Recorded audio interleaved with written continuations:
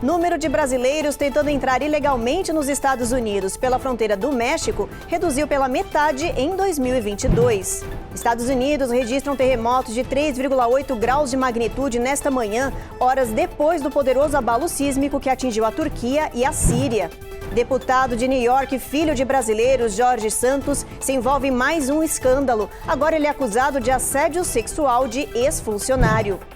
Menino de 9 anos bate recorde nos Estados Unidos, é o mais novo a se formar no colegial. E as mulheres de sucesso do sul da Flórida, elas lançaram a segunda edição de um livro documentário sobre empoderamento feminino nos Estados Unidos. O sucesso está ali na próxima curva. É que muitas vezes com os desafios a gente abre mão. Então, no meu vocabulário não existe desistir.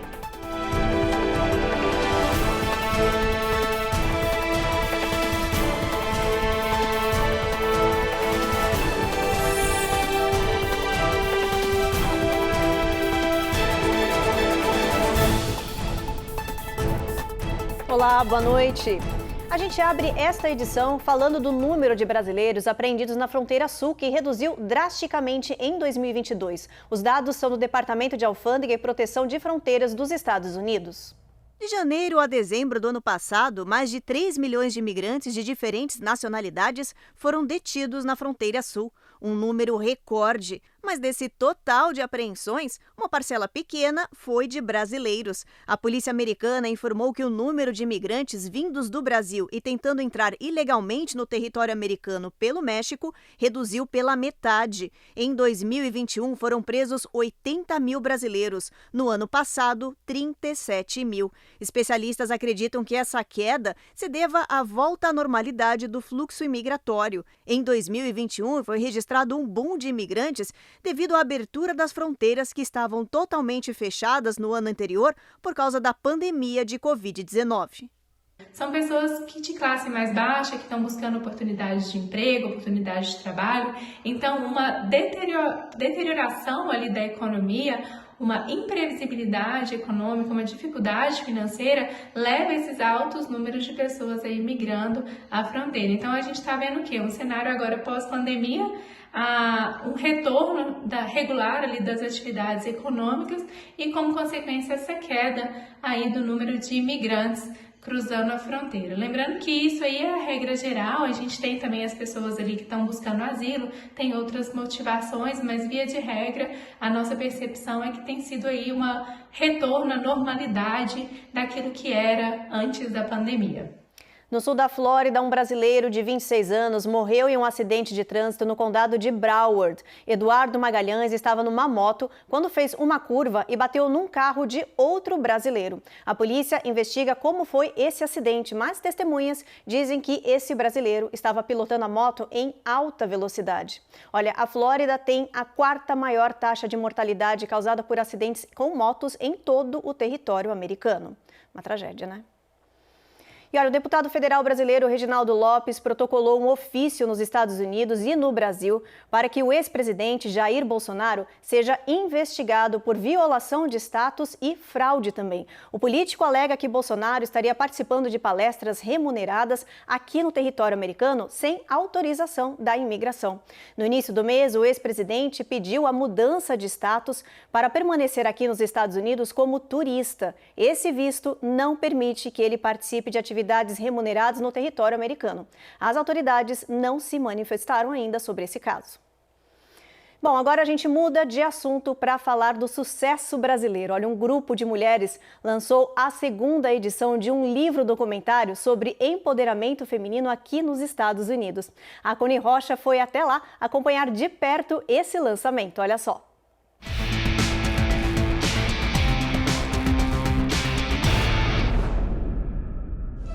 Te acrescenta. Esse projeto, por exemplo, parar e escutar a vida das pessoas, né? Isso também eu estou adquirindo um certo conhecimento. No telão, o depoimento de 20 mulheres homenageadas no livro, onde contaram suas experiências de vida. Imigrantes brasileiras de diferentes áreas profissionais, que dividiram seus sonhos, desafios e sucesso. O sucesso está ali na próxima curva. É que muitas vezes com os desafios a gente abre mão. Então, no meu vocabulário não existe desistir. Eu acho que depois dos 40 anos, né, a gente tem mais paciência, a gente compreende. Então, como é que você vai fazer para os outros se você não se entende? E é uma briga e uma luta eterna. Foi o cônsul adjunto de Miami, Patrick Mallman, quem abriu o evento na Galeria de Arte The House. A jornalista Patrícia Maldonado iniciou as homenagens. E acho que a importância é revelar exatamente a capacidade e as possibilidades que se abrem cada vez mais para a mulher brasileira, tanto no Brasil quanto fora. Então, certamente é um evento importante, é uma iniciativa muito importante e que deve ser celebrada e fortalecida o mais possível. As 20 brasileiras receberam uma placa de reconhecimento pela história de vida e agradeceram a oportunidade de fazer parte desse projeto. Esse momento realmente me deu a oportunidade de poder analisar e me colocar um pouquinho mais para perto de toda essa emoção, de toda essa vontade de fazer acontecer, né?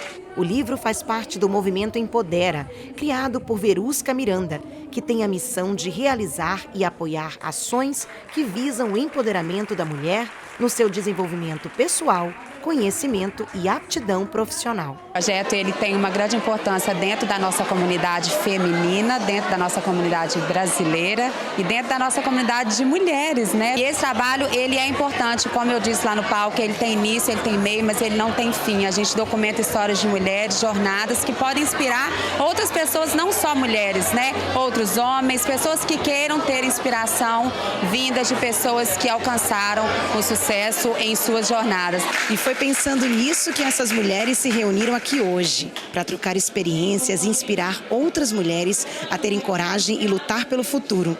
A frase de ordem aqui é acreditar que tudo é possível. Tudo é possível quando você realmente sabe o que quer e vai à luta.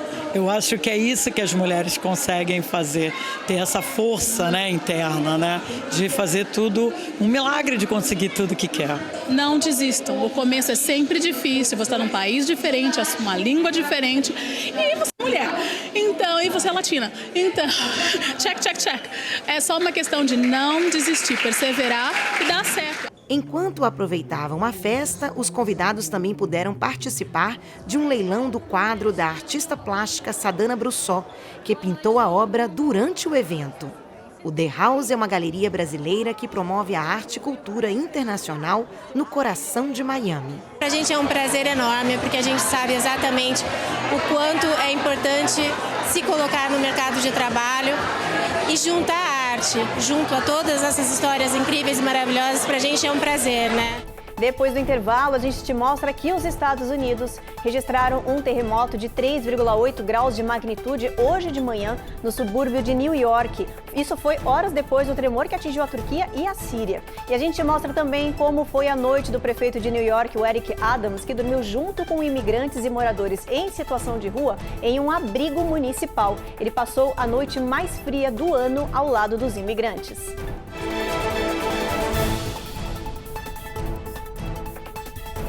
Américas no Ar. Oferecimento Rejub Chef.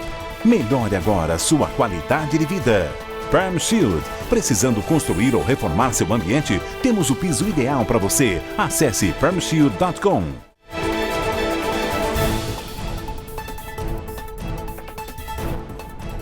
Já voltamos e um terremoto de 3,8 graus de magnitude sacudiu hoje de manhã o subúrbio de New York, em Buffalo. As autoridades não sabem dizer se esse tremor teve alguma relação ou não com o poderoso abalo sísmico que atingiu a fronteira da Turquia com a Síria.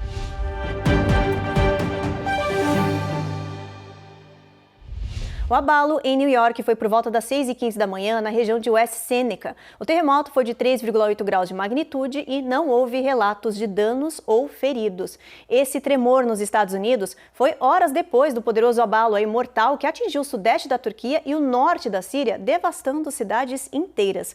O abalo sísmico nessa região foi de 7,8 graus de magnitude, foi o pior em 80 anos. O número de mortos já passa de 3.000. Equipes de resgate estão procurando por sobreviventes em meio aos destroços. O Brasil, os Estados Unidos e outros países ofereceram ajuda à Turquia e à Síria. E ainda falando de New York, o prefeito da cidade resolveu passar a noite mais fria do ano em um abrigo para imigrantes e moradores de rua. A ideia foi mostrar que o novo prédio, criado no terminal de cruzeiros do Brooklyn, funciona muito bem e protege as pessoas. Ao lado de centenas de imigrantes, Eric Adams apareceu sentado no sofá, jogando videogame com um requerente de asilo. Ele ainda comeu no refeitório junto com as pessoas abrigadas e dormiu em uma das camas montadas no espaço. Eric Adams disse que o objetivo, além de mostrar que o local funciona bem, foi mostrar para os imigrantes e homeless que ele está junto com essas pessoas. O prefeito lembrou que a ida dos imigrantes homens para esse abrigo permitiu que os hotéis fossem usados para mulheres e crianças imigrantes. Em quase um ano, a cidade já recebeu mais de 44 mil requerentes de asilo. E o tema crise de imigração será um dos assuntos que o presidente Joe Biden deve abordar amanhã no tradicional discurso de união, o State of the Union. Hoje de manhã, Biden postou uma foto nas redes sociais do esboço do discurso que ele vai apresentar amanhã à noite no Capitólio. Enquanto isso, grades foram colocadas em torno do prédio do Congresso hoje para evitar aí possíveis manifestações e ataques também. O discurso de Biden serve para o presidente destacar as principais prioridades do seu governo para este ano e também para recuperar apoio popular. Entre os temas esperados estão crise de imigração, China e documentos classificados encontrados na casa do presidente. Economia, inflação e outros assuntos também devem ser abordados. E uma das crises que o país também cobra respostas é das pessoas em situação de rua. Cada vez mais sobe o número de sem-tetos aqui no território americano. A prefeita de Los Angeles começou a limpar as ruas e abrigar aí esses homeless em hotéis, mas especialistas dizem que isso é apenas paliativo, como explica pra gente a repórter Eloaura Zen. Com mais de 30 mil pessoas em situação de rua, Los Angeles é a cidade americana que enfrenta a maior crise de moradia no país. E foi justamente com promessas de mudar essa situação que a atual prefeita da cidade, Karen Bass, foi eleita. A democrata chegou ao poder com um projeto para relocar aqueles que dormem em calçadas, bancos e barracas. Sua ideia é tirá-los das ruas e abrigá-los em motéis espalhados pela cidade. Para dar andamento à proposta de Bass, a cidade de Los Angeles recebeu uma verba federal de 60 milhões de dólares. O dinheiro deve ser integralmente aplicado na questão da moradia, que já viu propostas semelhantes, conforme relembra o PhD em Sociologia, Sam Lutzker. O problema é que os abrigos e serviços frequentemente oferecidos são, na verdade, bastante carcerários na forma como tratam as pessoas.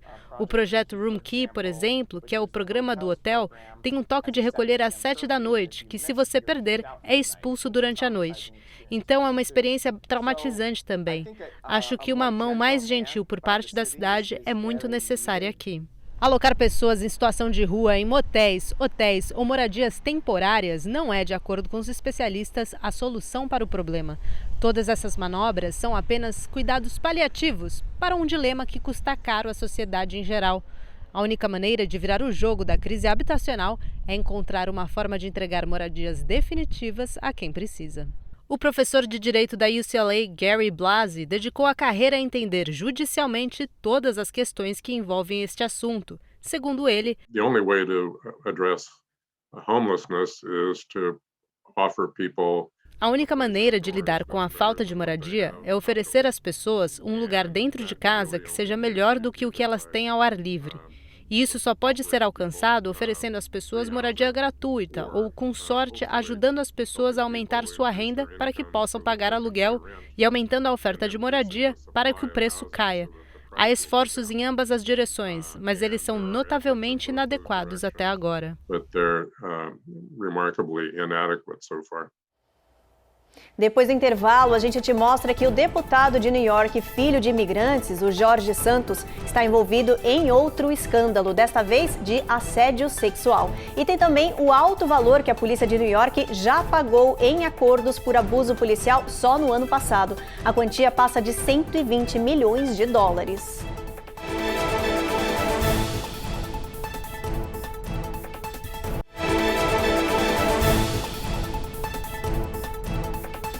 A polícia de New York pagou mais de 120 milhões de dólares em acordos por abuso policial só no ano passado. Esse valor é o maior já pago nos últimos 5 anos. Uma taxa que preocupa as autoridades e as organizações de direitos civis aqui nos Estados Unidos. A repórter Carolina Camargo tem todos os detalhes.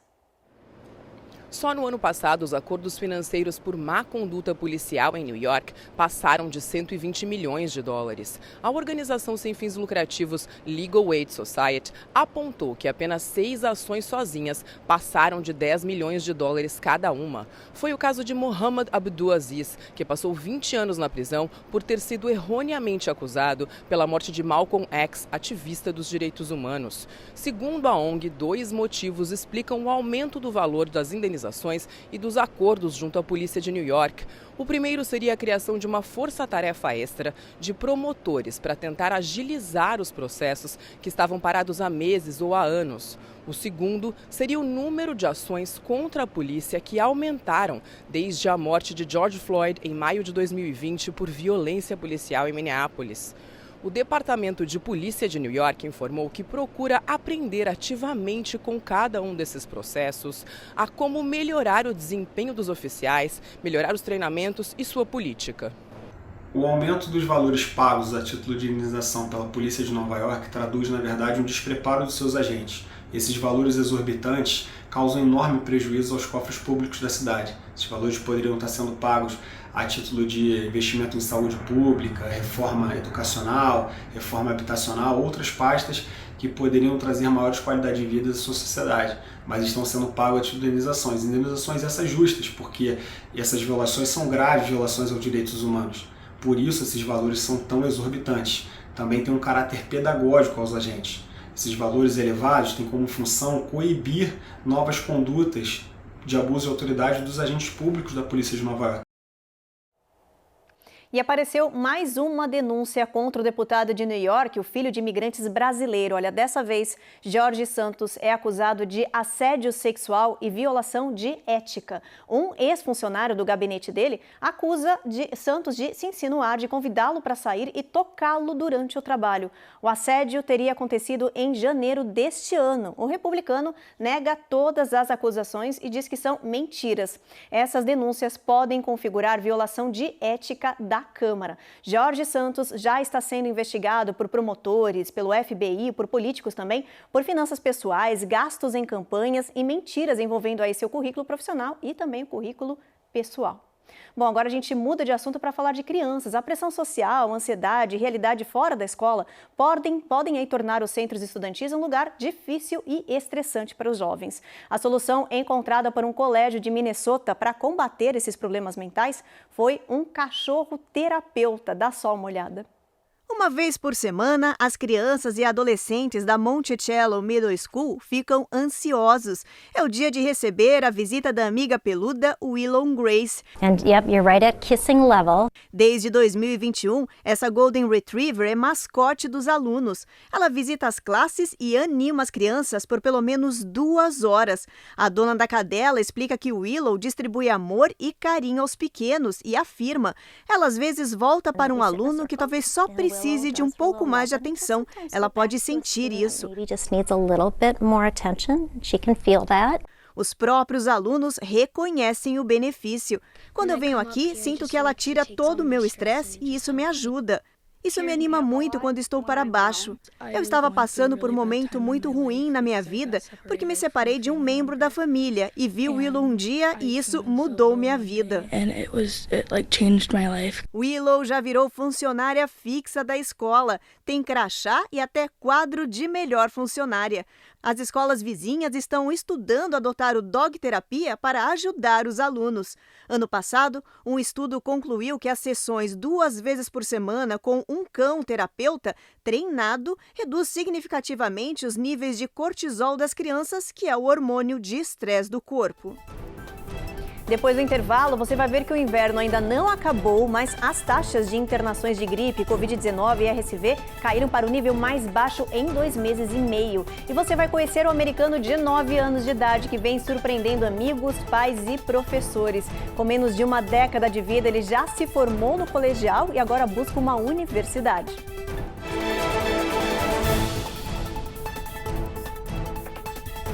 Américas no Ar. Oferecimento Rejuve Chef. Melhore agora sua qualidade de vida. Perm Shield. Precisando construir ou reformar seu ambiente? Temos o piso ideal para você. Acesse permshield.com.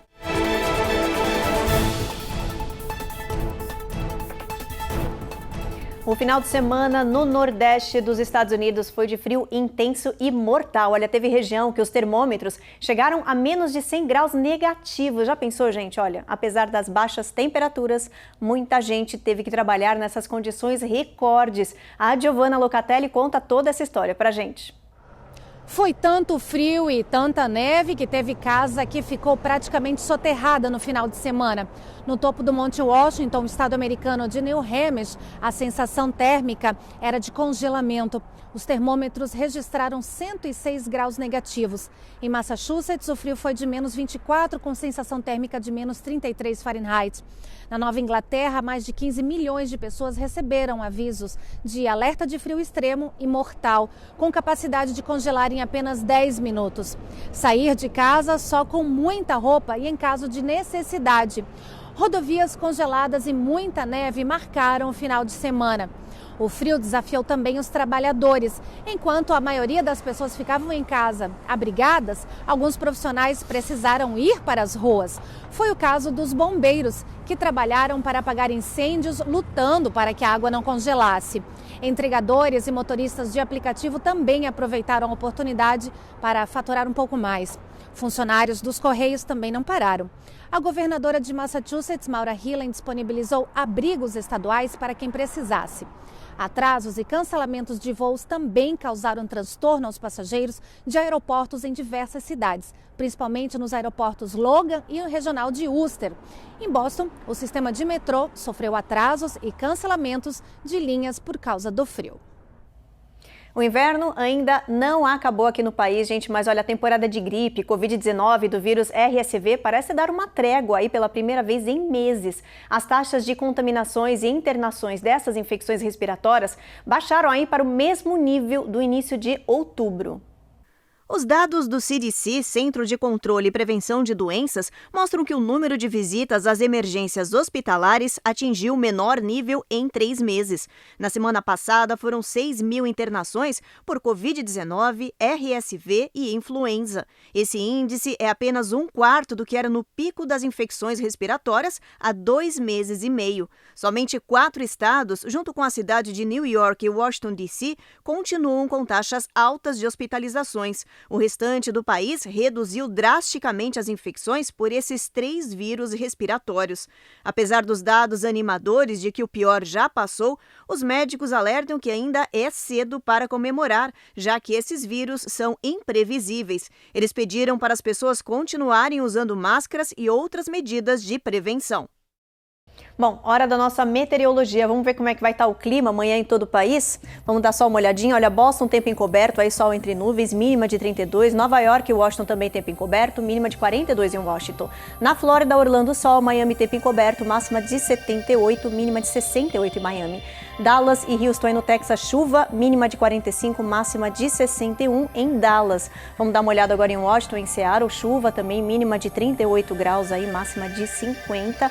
São Francisco, tempo encoberto, sol forte aí em Los Angeles, mínima de 48, máxima de 73. E Las Vegas, máxima de 61, mínima aí de 38 graus Fahrenheit. E olha, gente, um menino de 9 anos da Pensilvânia virou uma sensação na internet. Ele já ganhou milhares de seguidores pelo talento e inteligência. Mas você sabe o que ele faz para ter todo esse sucesso? Tá curioso? Então, dá só uma olhada.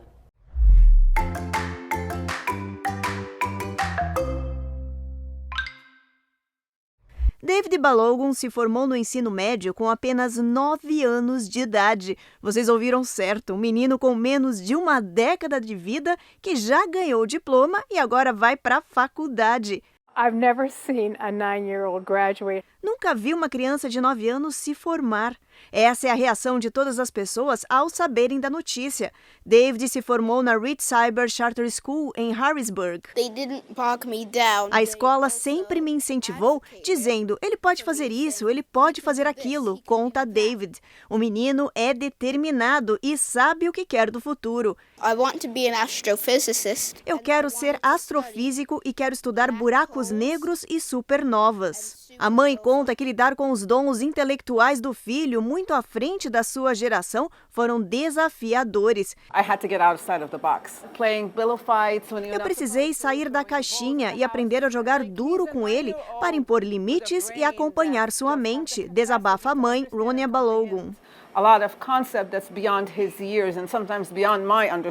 Para a professora Cody, o menino é um ser inspirador e completa. Ele faz você repensar a forma de ensinar. A família já recebeu vários convites de universidades, mas está procurando um local que se encaixe com o intelecto extraordinário e desafiador de David. Alguém duvida que esse menino vai longe? Olha que talento esse menino, viu? Impressionante. Os pais aí devem estar bem orgulhosos. Bom, é com essa matéria aí então que a gente termina o Jornal Américas no ar. A gente espera vocês amanhã às 7h30 da noite. E você fica agora com mais um capítulo da novela Jesus. Boa noite.